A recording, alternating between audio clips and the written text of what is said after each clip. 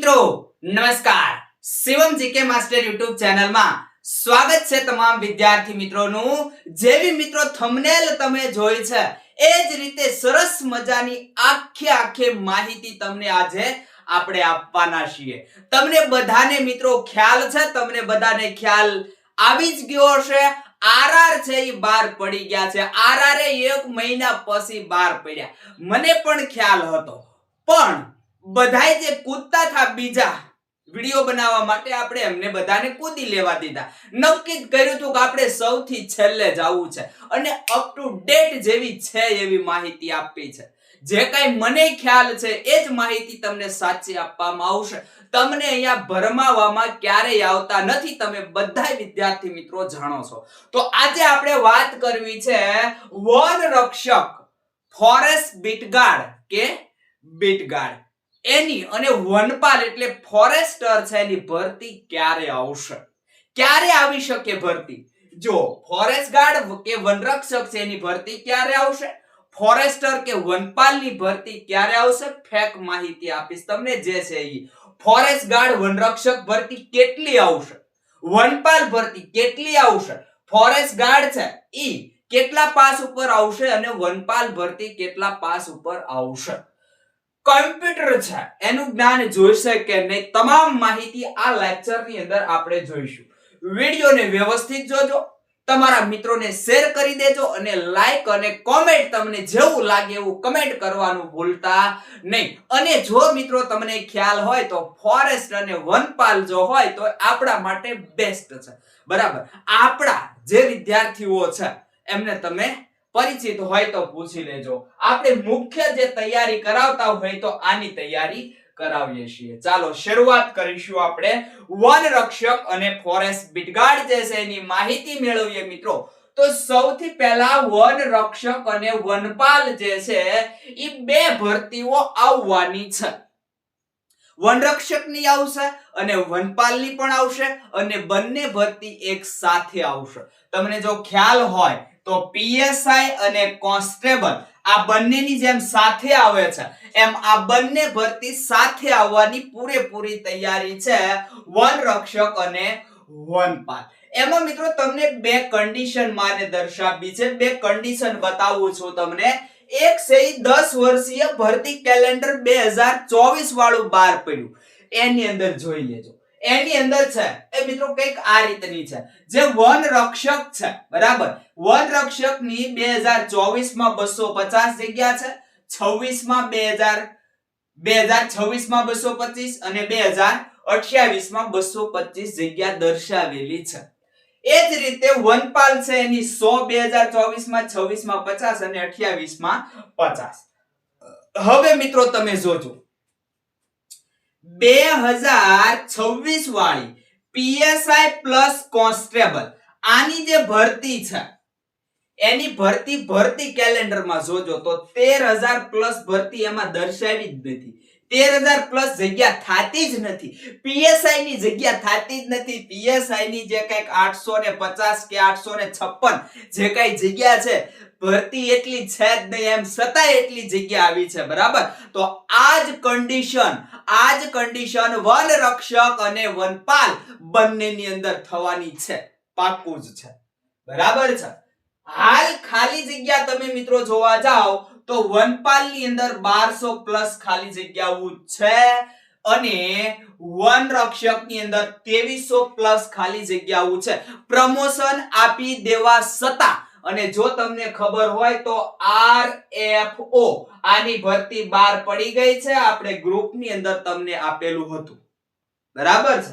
આ જે જગ્યાઓ ભરાઈ ગઈ, પ્રમોશન થઈ ગયા પછીની વનપાલ છે એની 1200 જગ્યા અને આ જે વન રક્ષક ફોરેસ્ટ બીટગાર્ડ છે એની 2300 જગ્યા હાલની અંદર ખાલી છે।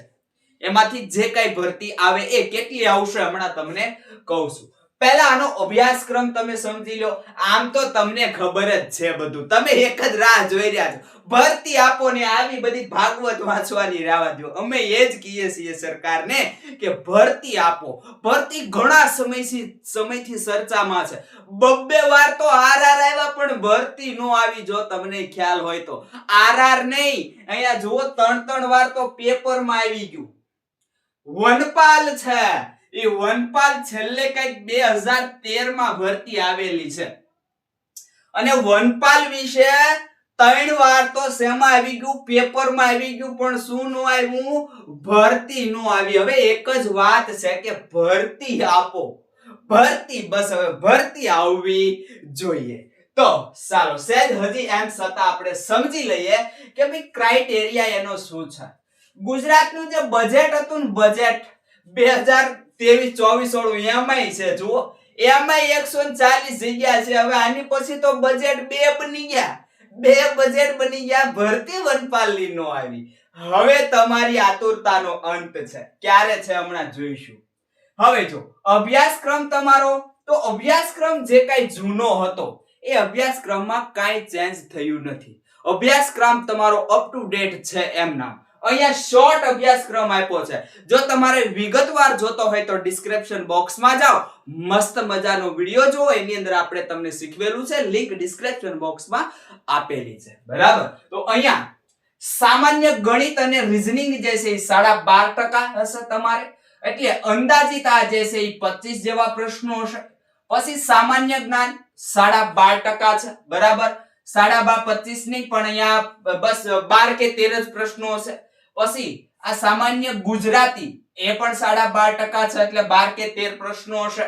જીકે તમે જનરલ નોલેજ કયો છો, સામાન્ય જ્ઞાન, એના 25, બરાબર, 25% એ હશે, એટલે એના 25 જેવા પ્રશ્નો હશે અને 50 પ્રશ્નો હશે પર્યાવરણ. પર્યાવરણ ઉપર ખૂબ જ ભાર દેવું પડશે, કારણ કે નોકરી તમારે એની સાથે કરવાની છે. હવે વિગતવાર મેં કીધું એમ ડિસ્ક્રિપ્શન બોક્સમાં તમને બધું આપેલું છે. હવે વન રક્ષક અને વનપાલ બંનેમાં અભ્યાસક્રમ કંઈક સમાન છે, આ જ રીતે છે. એમાં અભ્યાસક્રમમાં ફેર કર્યો નથી. પ્રશ્નો પણ તમારે 100 જ આવશે, માર્ક્સ 200 અને સમય 2 કલાક. ખોટા પ્રશ્ન માટે 0.25 માર્ક્સ તમારે ખોટા માટે કપાશે. બહુ સારામાં સારી નોકરી ને સારામાં સારી પરીક્ષાની સ્ટાઇલ હોય તો આમાં છે. એક નાનો એવો પ્રશ્ન તમને પૂછે અને સીધા 2 માર્ક્સ આપે. એક પ્રશ્ન મસ્ત મજાનો નાનો એવો પૂછે અને 2 માર્ક્સ તમને આપે, અને એમાં પણ જો 2 માર્ક્સ માંથી તમારે ખોટું પડે તો 0.25. એક પ્રશ્ન ખોટો પડે તો 0.25 જ કપાય. જ્યારે એક પ્રશ્ન જે ખોટો પડે ને 1 જ માર્ક્સ હોય તો તમારે અડધો માર્ક્સ જતો રહે. અહીંયા એ પણ તમારે ફાયદામાં છે. કલાક જુઓ, 2 કલાક, 100 પ્રશ્ન બધી પરીક્ષામાં પૂછાય એવા જ પ્રશ્નો પૂછાય છે, છતાંય 2 કલાકનો સમય આપવામાં આવે છે. નિરાતે પેપર તમે લખી શકો મસ્ત મજાનું, એવું અહીંયા તમને આપવામાં આવે છે. થોડુંક શારીરિક માપદંડ જે છે, તમે શરીર તમારું કેવું ફિટનેસ હોવું જોઈએ એના વિશે સહેજ જોઈ લઈએ.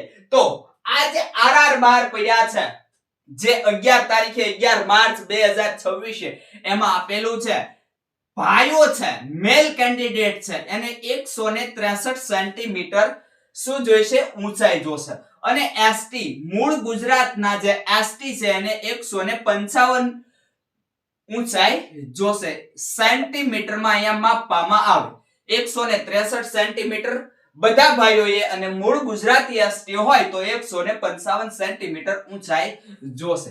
છાતી નોર્મલ બંનેને, ભાઈઓ એસટી મૂળ ગુજરાતી કે બધા, એના માટે 79 છાતી ફૂલાવા વગરની થવી જોઈએ અને ફૂલાવેલી 84 છાતી થવી જોઈએ. વજન 50 કિલો કમ્પલસરી બધા માટે રહેશે.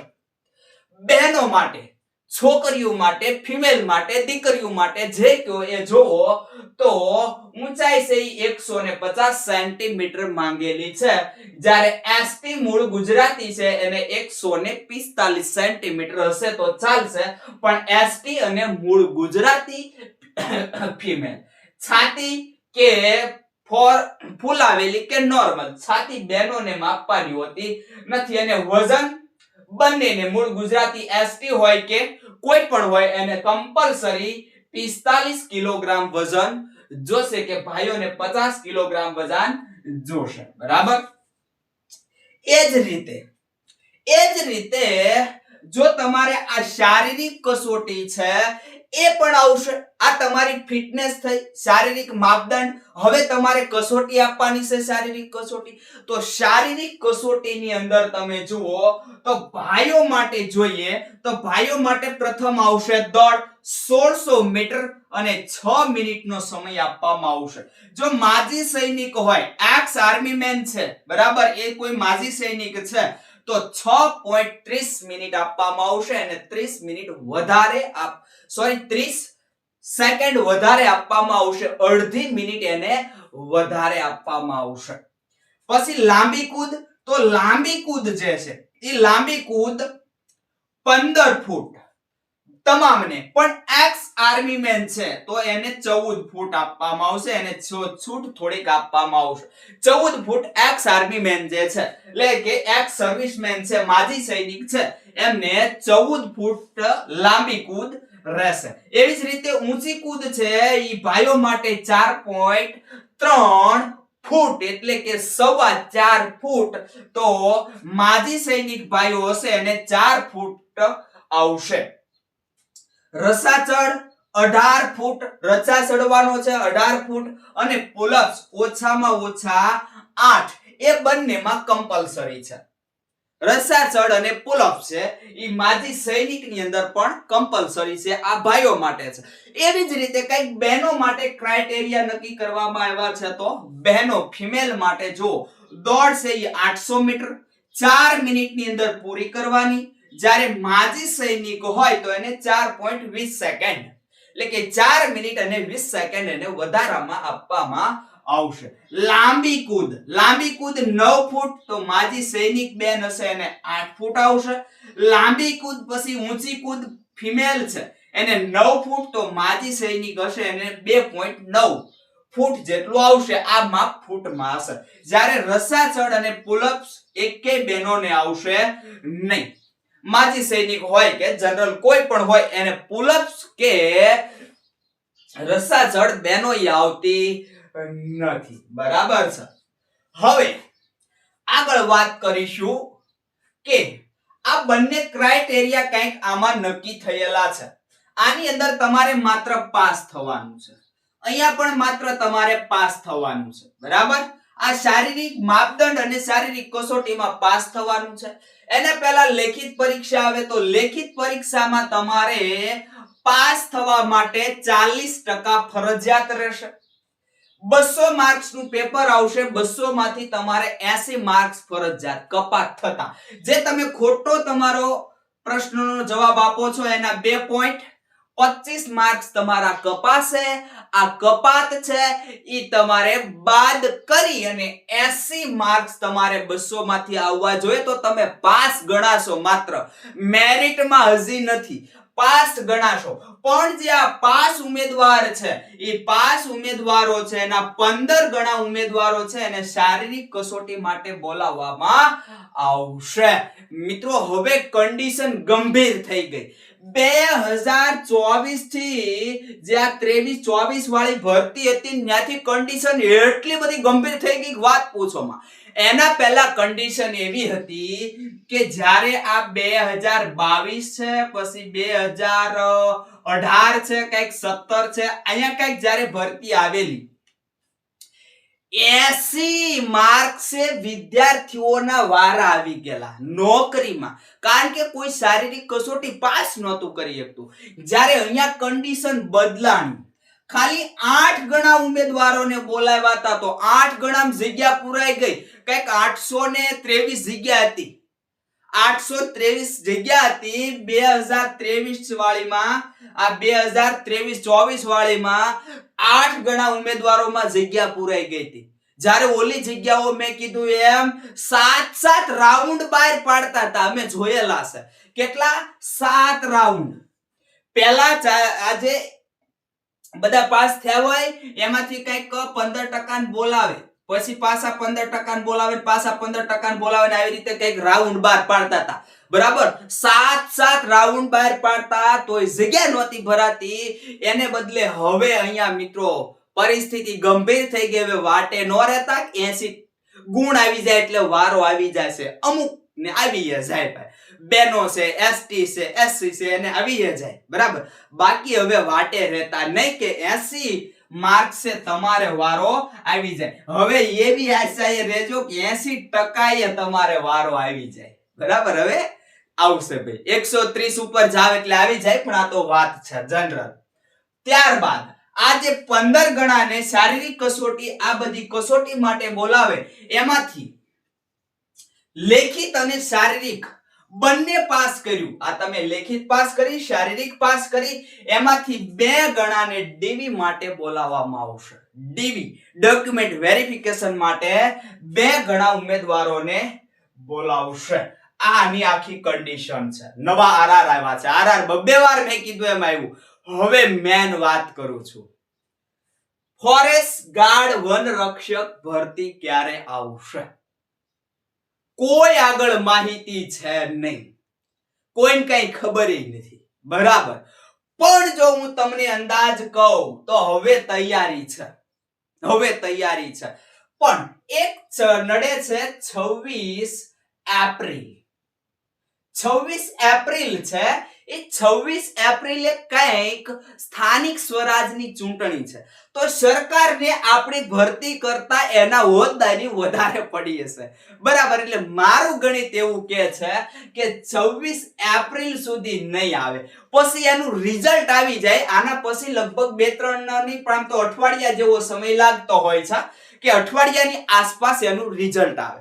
તો ત્યાં સુધી મિત્રો તમારી ભરતી આવે એવું મને લાગતું નથી. પછી આવી જાય તો તમારા ભાગ. બરાબર, પણ લગભગ નહીં આવે. એટલે હવે તમારે મે ગણીને ચાલવાનું. મે મહિનામાં તમારી ભરતી છે એ આવશે. ક્યારે આવશે? મે મહિનામાં. જો આવે તો ફાઇનલ, નથી કે તો કોઈ ફાઇનલ નો સમજી લેતા. પણ મારી ગણતરીએ, મારી દ્રષ્ટિએ મે થી જૂન તો બહુ થઈ ગયો, ત્યાં સુધી ભરતી આવવી જોઈએ.